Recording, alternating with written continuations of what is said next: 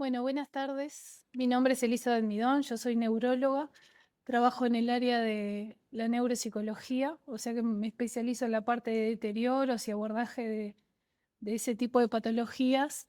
Y en realidad, nada, agradecerles por estar acá con ustedes, por la concurrencia, por haberse interesado por el tema y por darnos la oportunidad además de compartir esto que es algo con lo que conviven cotidianamente muchos pacientes con muchas patologías neurológicas, no solo los pacientes, sino también la familia. Y la esclerosis múltiple, sin duda que no es la excepción. Entonces, más que nada, la idea es abordar un poco cómo reconocer y cómo acompañar los cambios cognitivos que se producen en la esclerosis múltiples. Como ven, puse cambios cognitivos, no deterioro, porque no todo cambio cognitivo es un deterioro. Entonces, más que nada, dejarles claro eso, que porque haya cambios cognitivos no significa que tengamos un deterioro, pero sí que es bueno abordarlos y reconocerlos para poder acompañar eso que a veces trasciende la patología en nuestros pacientes y familiares. Puntos claves básicos, más que nada, para adentrarnos de por qué es importante esto. Es una, es muy frecuente en la población con esclerosis múltiple, hasta el 70% de los pacientes pueden tener cambios cognitivos. Está presente en todas las formas de la enfermedad, desde sus inicios hasta formas más progresivas, incluso formas donde solo se evidencian imágenes sin clínica del paciente. Afecta la actividad académica, laboral, social de todos los pacientes en diferentes edades. Sabemos que tiene un rango de edades bastante amplio, pero es cierto que más frecuente se dan en la etapa en la que somos más productivos laboralmente, interactuamos socialmente, académicamente. Entonces, sin duda que es un factor a considerar porque afecta fuertemente la calidad de vida de los pacientes. Y por supuesto, para nosotros como médicos es muy importante porque incide directamente en la capacidad de cumplir el tratamiento y hacer el seguimiento, que para nosotros es fundamental en esta patología. Entonces, ¿cuál es el objetivo? ¿Qué esperar de esta charla? Comprender a grandes rasgos qué es el deterioro cognitivo, o sea, qué estoy hablando cuando hablo de que hay cambios cognitivos. Diferenciar entre lo que es un envejecimiento normal, un deterioro cognitivo leve, cambios, y lo que es una demencia en sí. Reconocer cuáles son las señales de alerta que me pueden llevar a pensar que hay algo que está afectando y que tengo que conversarlo con el médico. Y conocer posibles tratamientos aplicables a estos cuadros. Entonces, primero que nada, para entrar en este proceso es saber qué son las funciones cognitivas, porque si hablamos de cambios cognitivos, tenemos que saber cuáles son las funciones que se afectan. Entonces, ahí les dejé como un breve resumen, que en realidad todo lo que implica para nosotros desde el crecimiento, todas las cosas que vamos adquiriendo, las capacidades que nos van permitiendo desarrollarnos, el aprender, el organizarnos, el focalizar nuestra atención en cada tarea, en cumplir los tiempos, todo eso son procesos mentales que son funciones cognitivas, que son los que nos permiten funcionar en lo cotidiano, tomar decisiones. Si tengo un plan pautado y algo se interrumpe, volver a buscar otra opción de cómo puedo solucionar esto en el momento, porque sin duda que no todas las soluciones se generan en casa sentados. A veces salimos a pagar 10 cuentas y llego y hay 5 locales cerrados y bueno, a ver cómo me organizo para que el día sea productivo. Bueno, todo eso requiere procesos mentales desde que nos levantamos y tomamos decisiones hasta desde lo más básico, cepillarme los dientes, hasta lo más complejo y avanzado como manejar dinero, salir solo a la calle. Todo eso son funciones cognitivas que las vamos adquiriendo y vamos mejorando a medida que pasa el tiempo. ¿Ah? Entonces, ¿qué pasa cuando yo tengo un deterioro cognitivo? Justamente disminuyen esos procesos que yo pude haber ido adquiriendo con el tiempo y ahora empieza eso a disminuir y claramente que empieza a interferir en mis desempeños de diario. La memoria, la capacidad de retener información, la capacidad de prestar atención a cierta información y no a todo lo que pasa en el entorno, la capacidad de seleccionar cuáles son los estímulos que me resultan importantes, como cuando leo un libro y saco un resumen, el resumen de todo lo que leí, esto es lo importante. El lenguaje básico que nos diferencia del resto de los animales y el juicio, la capacidad que tenemos de comunicarnos y crear ambientes, lo que estamos haciendo ahora, comunicar ideas, todo eso es lenguaje, juicio, todo eso son funciones cognitivas.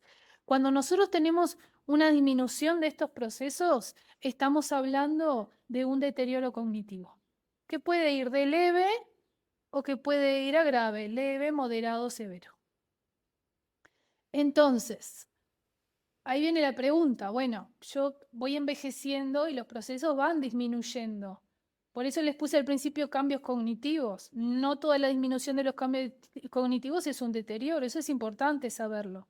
Entonces, como parte del proceso de envejecimiento normal y todos los cambios que se producen a nivel cerebral en un envejecimiento normal, también hay cambios cognitivos que son benignos y que no implican que algo patológico o malo esté sucediendo. Entonces, sin duda que nosotros en neuropsicología tenemos muchas pruebas que evalúan las funciones cognitivas y que están, como decirlo, agrupados dependiendo de la edad y la escolaridad del paciente. ¿Qué significa? Que yo con 70 años no voy a tener el mismo rendimiento que alguien con 20, pero porque estoy con un proceso de envejecimiento normal. El cuerpo envejece por fuera y también envejece por dentro, y hay cambios celulares que se generan con un envejecimiento. Pero eso todo está estandarizado para decir, bueno, yo tengo cambios que son esperados a mi edad y a mi escolaridad. ¿Tá? ¿Cuáles son los principales cambios que se producen en el adulto mayor? Me vuelvo un poquito más lento para razonar y generar respuestas. Las hago, pero un poco más lento.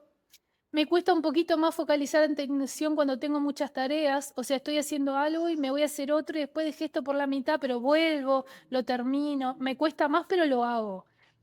Y después estoy menos flexible en eso que digo de que a veces cuando hay que cambiar de planes, me cuesta un poco más cambiar de planes, estoy como más rígido a la hora de tomar decisiones. Pero todas estas cosas aparecen, yo las veo, pero no interfieren en mi desempeño, yo puedo seguir haciendo eso. ¿Tá? Puedo seguir haciendo más de una tarea, me lleva más tiempo, voy más lento, tengo que pensarlo más, pero lo logro hacer. Eso es un envejecimiento normal, que estoy seguro que todos los que estamos acá hemos tenido esto y capaz que lo estoy hablando y sí, me pasa, pero en realidad es parte del proceso. Ahora, cuando hay un deterioro, cuando esas funciones descendieron más allá de lo esperado para esa edad. ¿Ah? O sea, estoy mucho más lento. No lento que es esperado porque tengo 60 años. Lento que es más allá de lo que está esperado para los 60 años. Eso es lo que se le llama deterioro cognitivo. Entonces acá le puse un algoritmo de 3 conceptos básicos que quiero que se lleven, que uno es el proceso de quejas cognitivas subjetivas, que es lo que todos tenemos, me olvido, pero después en la evaluación está normal para mi edad. Eso se llama queja cognitiva subjetiva. Yo siento que me olvido, yo tengo olvidos, pero cuando me evalúan estoy bien, no tengo deterioro. ¿Está? Eso igual hay que controlarlo porque cuando aparece la queja lo controlamos. Esto es común a todas las patologías y a todos los deterioros más allá de la esclerosis múltiple. Después ya tenemos el deterioro cognitivo leve. Yo sigo con la queja, me estoy olvidando y cuando me hacen las pruebas, las funciones descendieron moderadamente, o sea, hay un descenso, pero yo mantengo mi independencia, puedo hacer todo solo. Eso es un deterioro cognitivo leve. Un paciente que descendieron las funciones cognitivas, pero que se mantiene independiente. Ese es el deterioro cognitivo leve. No afecta a la autonomía. Y después lo que llamamos demencia o deterioro cognitivo mayor, que ahí está descendida las funciones y ya empieza a haber una afectación del desempeño en todos los días, que puede ir de leve a severo. De leve me cuesta resolver tareas más complejas. Moderado, lo instrumental de todos los días. Empiezo a tener dificultades con el dinero, con la medicación, con la cocina, que uno lo hace todos los días, pero es una tarea compleja porque requiere cantidades, tiempo de cocciones y todo lo demás. Y ya severo cuando el paciente tiene dificultades en la vestimenta, elegir la ropa, ordenarse en el día. O sea, más que nada es eso, de tener la queja, pero sin afectación, a tener la queja, tener afectación pero me desempeño bien, a tener la queja, tener afectación y ya empiezo a dificultar mi desempeño. ¿Tá? Esa es la diferencia cuando nosotros escuchamos, tiene un deterioro leve, tiene una demencia. ¿tá? Es un continuo de procesos que van de menor a mayor. Bueno, ahora en la esclerosis múltiple, puntualmente, hay algunos factores que inciden muy directamente en la presencia de los olvidos, de las fallas atencionales, que son estas 4 cositas que están ahí y que son muy frecuentes. Los familiares que tienen pacientes con esclerosis múltiple y los pacientes en sí, seguro que van a reconocer alguna. Depresión, ansiedad, trastornos del sueño y la fatigabilidad. Las 4 son muy frecuentes en la esclerosis múltiple e inciden directamente justamente en los procesos de atención, velocidad de procesamiento, razonamiento, todas esas funciones que están afectadas. Entonces, cuando nosotros hacemos un abordaje de deterioro cognitivo en esclerosis múltiple, tenemos que ahondar en estas 4 cosas, porque muchas veces, si yo estoy depresivo, mi nivel de atención baja, si no estoy durmiendo bien, duermo pocas horas, mi cerebro ya procesa más lento, si estoy muy ansioso, me cuesta focalizar la atención, y son todas cosas que van incidiendo y que yo a veces tratando acá, ya voy solucionando lo otro. Y lo otro que para mí es importantísimo que se lleven hoy es que no toda queja o no todo cambio cognitivo es un deterioro cognitivo. Yo puedo llegar al médico y decirle, me estoy olvidando, y sin embargo el médico me hace algunas pruebas y no tengo deterioro cognitivo. ¿Tá? Eso es importantísimo. No toda queja es un deterioro. Y a veces inciden estas 4 cosas que les puse arriba. A veces hay que solucionar eso y no pensar directamente que hay un deterioro. Bueno, ¿cuándo consulto entonces? Porque si me quejo, pero no tengo, pero tengo, pero no tengo, ¿cuándo consulto? Hay algunas cosas que nos prenden alarma para nosotros decir, bueno, sí, voy a consultar porque esto ya es demasiado. Cuando los cambios son constantes. O sea, no es, a veces me pasa que voy a algún lugar, llego y no sé qué vine a buscar. A veces me pasa que guardo y no sé dónde dejo los lentes. A veces me pasa que quiero nombrar algo y no me sale. Eso nos pasa a todos. Si estamos más cansados, si dormimos menos. Ahora, cuando eso es constante, todos los días y va aumentando, que va creciendo, que uno dice, bueno, esto me pasa cada vez más, ya es constante, voy de un lugar pequeño en una distancia corta y ya me pasó, ahí yo tengo que consultar. Después, cuando afectan el desempeño, sin duda, ya ahí, si está afectando mi desempeño y estoy dejando cosas sin hacer, mire, doctora, yo estoy trabajando y trabajo en una oficina donde hago muchas tareas, pero ahora me pasa que tengo que tener todo anotado, que algunas tareas las voy posponiendo para después, nunca me llevé trabajo a mi casa, ahora me llevo siempre trabajo a mi casa, termino de hacer el trabajo pero en mi casa, si tengo 2 reuniones, a veces superpongo reuniones, cosas ya grandes, ¿no? A las que uno le presta atención y ahí empiezo a fallar, eso es un signo de alerta. Y lo otro es cuando la red de apoyo percibe la dificultad. O sea, mi familia, mis amigos, mis compañeros de trabajo, el mismo médico a veces, porque a veces nosotros nos damos cuenta y llegamos a la consulta y hay algo acá que no está bien, porque la red de apoyo en realidad, nosotros tendemos siempre cuando tenemos una patología, tendemos a marcar síntomas que a veces son benignos, pero a nosotros nos molesta. Pero ya cuando la red de apoyo se da cuenta y empieza a llamarle la atención, todas estas fallas, eso es un signo de alarma para consultar respecto a los cambios cognitivos. Ahora, por supuesto que no todos son pálidas, ¿no? Esta patología, la esclerosis múltiple, tiene muy buenas ventajas. Una, el seguimiento es muy frecuente. No son pacientes que se pierden por un año. Yo estoy yendo a mi neurólogo, tengo que renovar la pauta del fondo. Entonces, al tener un seguimiento frecuente, es más fácil el diagnóstico, es más fácil el seguimiento, es más fácil el tratamiento y permite captar precozmente el deterioro cognitivo. Porque como yo estoy en contacto con los pacientes desde un principio, nosotros contamos con algunas pruebas de screening que son rápidas de hacer, que se pueden hacer en el consultorio, como el símbolo dígito, algunos cuestionarios que nos permiten a nosotros tener un panorama de cómo van los pacientes, que nos permiten hacer un diagnóstico más precoz y decir, bueno, a este paciente tengo que pedirle una evaluación más completa y a este otro en realidad lo puedo seguir porque me parece que no hay algo. Pero en ese contexto de que la patología tiene un seguimiento de esta magnitud, es mucho más fácil. Entonces no se nos pasan pacientes que cuando vienen el deterioro ya es muy avanzado. Generalmente todos se captan ahí, un deterioro cognitivo precoz. Entonces, el proceso de evaluación del deterioro. Esto lleva un proceso, hay que tener paciencia. No es, llego, doctor, me estoy olvidando, bueno, sí, venga, hacemos esto, sí tiene deterioro o no tiene deterioro y ya se va. Esto lleva todo un proceso. ¿Por qué? Porque tiene varias aristas, por decirlo así, respecto al diagnóstico. El primero, que el diagnóstico siempre va a ser el médico tratante, que es el que me viene siguiendo. Yo sé que a veces pasa que o el médico no está, me dieron con otro, pero a veces los cambios cognitivos sutiles los percibe el médico tratante, el de siempre. El que nos viene siguiendo nos conoce y de golpe ve que algo cambió. Por eso siempre es importante sostener al médico tratante, que es el que nos va siguiendo. Entrevista clínica, la anamnesis, llego, cuento lo que me pasa, o el médico me cuenta, y ahí vamos a todo lo que hablamos, la característica de las quejas clínicas, esto es por un deterioro, esto es por un envejecimiento normal, síntomas que acompañan, pacientes mayores de 50 años tienen mucho más riesgo de patología cardiovascular, hipertensión, diabetes, esto asocia a un deterioro vascular. También hay más riesgo de patologías neurodegenerativas, como en Alzheimer y otras patologías más.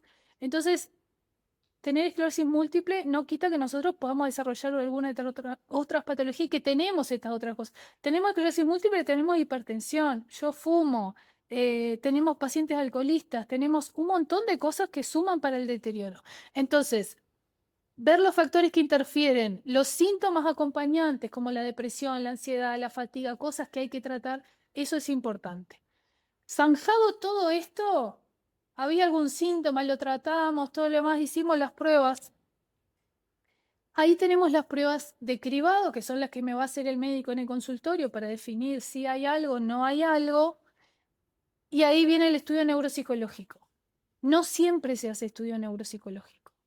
¿Qué quiero decir con esto? Que no es que yo tengo la queja y automáticamente voy a salir al estudio neuropsicológico.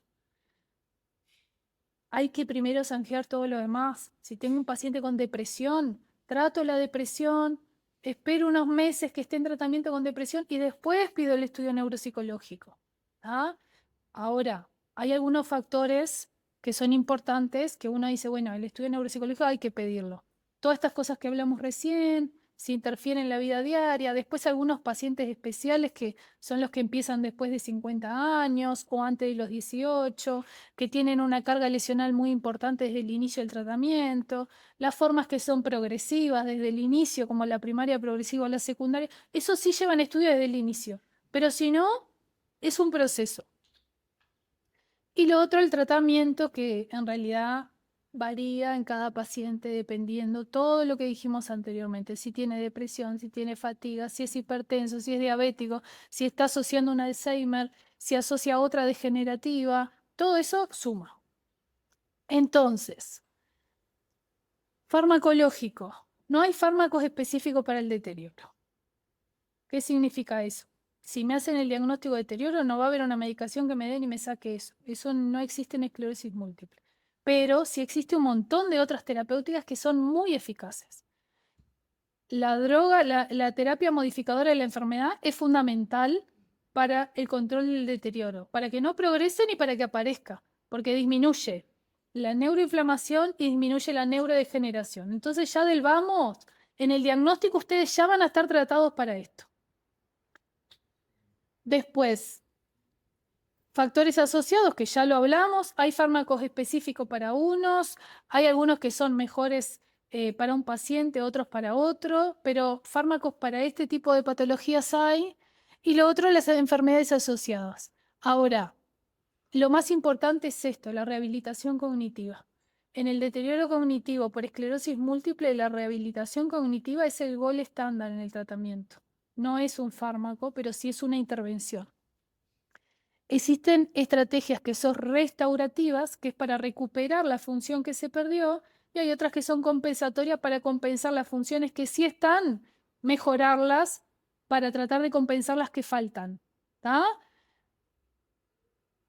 Es individualizada, previo a la rehabilitación, sí, hay que hacer un estudio neuropsicológico completo, acá sí, porque el que va a hacer la rehabilitación, el licenciado que se encarga de eso, necesita valorar cuáles son las funciones alteradas y en qué magnitud para poder organizar un plan de rehabilitación y en base de eso ofrecerles la mejor estrategia. Y bueno, lo de la telerehabilitación, porque en realidad se ha demostrado que es tan eficaz como la presencial. A veces para los que estamos en el interior es difícil acceder a este tipo de cosas.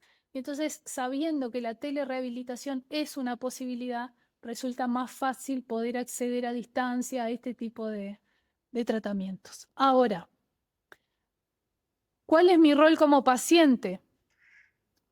El paciente es protagonista de la enfermedad porque la tiene, pero además tiene que ser como un protagonista activo en cuidado de su patología. No es, tengo la enfermedad, voy, que el médico me trate y yo...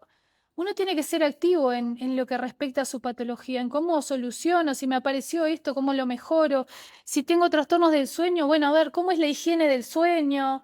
¿Cómo hago? Empiezo a cumplir con los horarios de sueño, trato de dormir 8 horas, trato de no tener estimulantes antes de irme a dormir, no quedarme con el celular.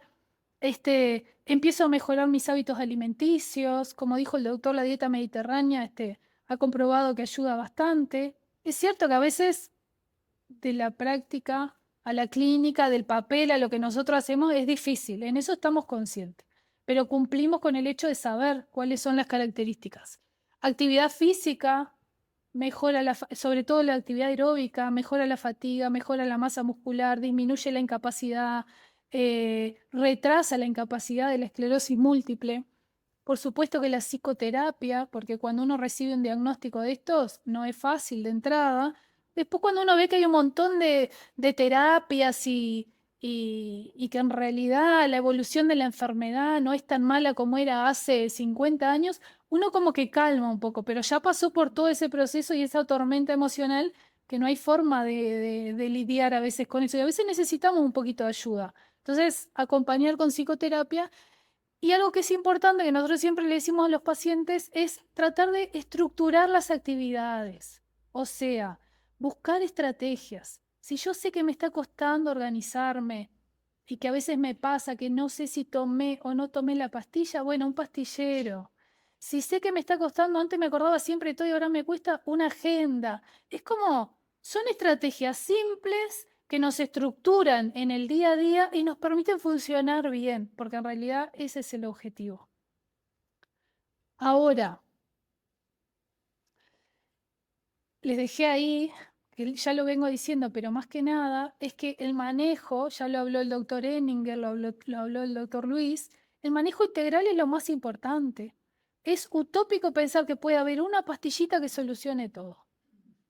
Eso es imposible. Por más que yo esté con la mejor terapia de modificación de la enfermedad, probablemente voy a estar fatigado, puedo tener depresión, voy a pasar por periodos de ansiedad. Hay momentos que voy a estar muy animado con muchas ganas de hacer otras cosas, otras no. Voy a empezar con los cambios cognitivos. Es imposible pensar que una droga va a modificar todo esto. Entonces, el tratamiento siempre es multidisciplinario. Los fármacos necesarios, pero también todo lo que implica salud ocupacional, psicoterapia, neuropsicólogo, fonoaudiólogo y todo lo que implica esa red de contención. Ahora, el rol de la familia es fundamental. Por algo en realidad se crean estas asociaciones también, porque los pacientes necesitan acompañarse, porque los familiares necesitan acompañar al paciente que tiene la patología y a veces no es tan fácil. Entonces, eh, reconocer que los cambios cognitivos son un problema en esta patología es lo primero, ¿tá? Porque ahí es cuando uno dice, bueno, a ver, tenés 35 años, sos joven y resulta que tengo que repetirte 2 veces las cosas, te pido que haga 2 cosas, me dejas una por la mitad, y eso empieza a crear inconvenientes a nivel familiar. Entonces, reconocer que esto es algo que está, es importante para que uno en principio pueda empezar a abordarlo. Y lo otro, la importancia de, sin duda, hablar del tema, de poder sentarse, de poner sobre la mesa, estas cosas pasan y no significa que sean malos ni que yo en algún momento vaya a tener incapacidad, no significa eso. Significa que son parte del proceso de la enfermedad. Así como reconozco la fatiga, puedo reconocer los cambios cognitivos y acompañarlos. importantísimo acá apoyar a la hora de mantener las rutinas, porque si hablamos de un deterioro leve, eso no va a ser un problema, pero cuando ya si el proceso pasa y ya es algo que empieza a afectar, el paciente necesita un apoyo para mantener las rutinas, estructurarla. A veces necesitamos a alguien que nos traiga el pastillero, necesitamos a alguien que nos haga un recordatorio, acordate que tenés consulta. Esas cosas son importantes, parecen pequeñas, pero ayudan en el funcionamiento y de que el paciente se sienta vital a la hora de hacer las cosas. Ahí les puse que es importante reforzar la autonomía, o sea, lo que el paciente puede hacerlo solo, lo hace solo. Acompañar no es invadir, son cosas distintas, porque a veces los familiares pensamos que hay que sobreproteger y sobrecuidar y no es así. Un paciente con esclerosis múltiple es igual que otra persona cualquiera. Vida normal, trabaja, estudia, se recibe, tiene familia, viaja, se divierte. Es una persona como cualquier otra. Tiene una esclerosis múltiple como otro paciente puede tener hipertensión, diabetes. Entonces yo lo cuido, lo acompaño, pero no invado. Entonces tratar de que el paciente mantenga la autonomía en todas sus actividades. Y lo otro es cuidar al que cuida, o sea, cuidar al familiar. Nosotros en neurología tenemos un término que es sobrecarga del cuidador, que se da en muchos deterioros que son crónicos y progresivos, o deterioros que se sostienen, que a veces llevan a que el familiar termine sobrecargado y con cambios cognitivos y afectivos también. ¿Ah? Entonces, es fundamental cuidar al que cuida. Y para eso es nosotros como familiares reconocer cuáles son nuestros límites, porque no todo podemos hacer y no todo podemos sostener. Y en ese momento buscar ayuda para nosotros y lo que decía de apoyar la psicoterapia para el mismo paciente. Sostenernos en grupos de apoyo, que es fundamental, porque cuando uno reconoce que tiene una patología y ve personas que tienen la misma patología, bueno, es una red de apoyo que dice, bueno, no estamos solos, muchos tenemos lo mismo, podemos acompañarnos, cada uno desde su experiencia de cómo ha vivido puede acompañar al otro. Entonces es fundamental acompañar al paciente, pero también acompañarnos a nosotros como familia, como amigos, a la red de apoyo, ya sea padre, madre, hermano, amigo, un vecino, porque siempre hay alguien que está acompañando y no siempre tiene que tener un vínculo sanguíneo. Entonces, es importante cuidar al que cuida también para evitar esto, porque si no, después los tenemos en consulta con cambios cognitivos por sobrecarga y no tiene sentido. Si no estamos bien nosotros, no podemos cuidar a nadie más tampoco. Entonces, en suma, como para ir cerrando, dejarles algunos puntos claves. Los cambios cognitivos son frecuentes en esta patología, hasta 70% de los pacientes, pero no toda queja cognitiva es sinónimo de deterioro. El diagnóstico es un proceso que requiere tiempo, pero tenemos cosas a favor. Es el seguimiento frecuente, por lo que el diagnóstico generalmente siempre es precoz. El abordaje terapéutico siempre es integral, no solo farmacológico, y hay que abordarlo desde esas otras partes, sobre todo cuando hablamos de deterioro cognitivo. Yo como paciente también soy responsable en este proceso de tratar de lograr los cambios que necesito. La familia y la red de apoyo es un pilar fundamental en el reconocimiento y acompañamiento de estos pacientes. El cuidador también necesita cuidar.